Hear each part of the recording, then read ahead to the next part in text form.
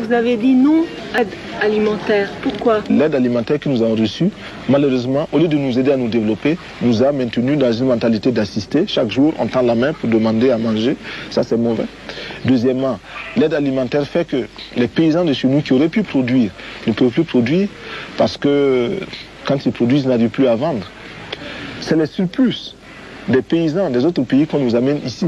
Nous, nous demandons autre chose. Celui qui veut nous aider vraiment peut nous donner des charrues ou des tracteurs, des engrais, des insecticides, des tuyaux, des arrosoirs, des barrages, des forages. Voilà, ça c'est de l'aide alimentaire. Mais celui qui nous amène les sacs de blé, de mil, de maïs ou du lait, celui-là ne nous aide pas. Il nous gave comme on gave les oies.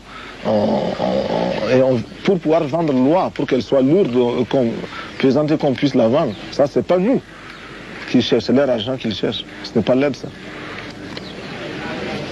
Vous avez 600 organisations non gouvernementales qui travaillent ici. Comment faites-vous pour les organiser?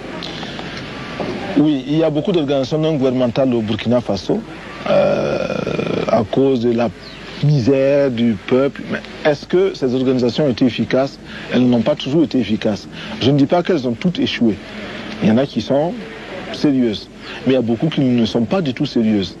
Qui viennent ici simplement pour offrir des vacances à quelques jeunes gens européens qui sont fatigués de l'hiver ou qui sont fatigués de la vie grisâtre de l'Europe et qui recherchent un coin plus ou moins exotique. Et puis, il y a derrière cela des lobbies qui s'organisent pour avoir beaucoup d'argent. On va demander à des vieilles femmes de donner un peu de sous pour aider les pays pauvres. Et elles sont sincères, ces vieilles femmes, elles donnent leur argent. Mais elles ne savent pas qu'une partie profite à ces politiciens qui sont des voleurs. Mais les organisations que nous avons ici, nous les avons regroupées au niveau d'un bureau que nous appelons le bureau de suivi des organisations. Ce bureau est logé à la présidence. Parce que nous avons constaté que les organisations non gouvernementales arrivaient avec leur argent et étaient exploitées par les dirigeants nationaux. Lesquels dirigeants les obligeaient à investir dans tel ou tel village en fonction des électeurs qu'ils ont là-bas. Ils ont des électeurs dans un village, c'est là-bas qu'ils vont faire les puits, les forages. Même s'il y a déjà 20 puits, ils partent. Alors qu'il y a un village à côté qui n'a pas de puits, on ne part pas là-bas parce que ce n'est pas des bons électeurs. Bon, cela, nous l'avons combattu. Également, les dirigeants imposaient aux organisations d'embaucher leurs cousins, leurs frères, leurs sœurs. C'est du népotisme. Nous avons combattu cela. Mais les organisations elles-mêmes ont des défauts. Les Allemands viennent, ils essaient un forage ici, ça ne marche pas. Ils partent. Quand les Français arrivent, ils ne disent pas aux Français, c'est pas la peine de commencer, parce que le sol n'est pas bon. Ils les laissent pour échouer. Donc c'est la concurrence entre Allemands, Français, Italiens, quoi. Bon, nous ne voulons pas de cela. C'est nous qui perdons.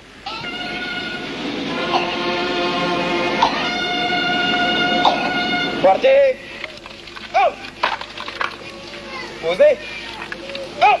Sankaras nya idéer oroar grannländerna och Västafrikas konservativa stater försöker isolera Burkina Faso.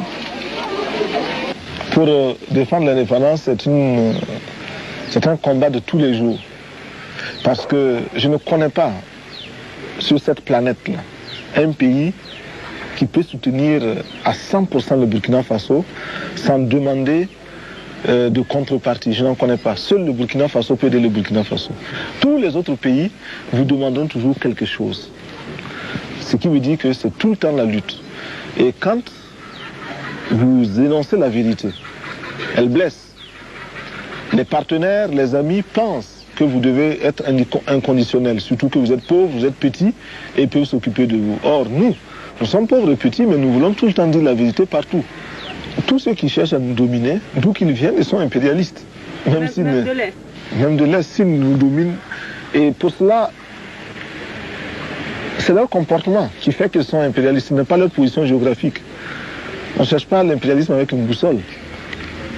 Est-ouest, non. On cherche l'impérialisme en fonction du bonheur qu'on a et des rapports qu'on a. Vous êtes là, tant que vous voulez connaître notre peuple, vous n'êtes pas impérialiste. Mais tant que vous cherchez à nous étudier pour nous dominer, vous devenez impérialiste. Et moi, je ne cherche pas à savoir si vous venez du nord ou du sud, de l'est ou de l'ouest.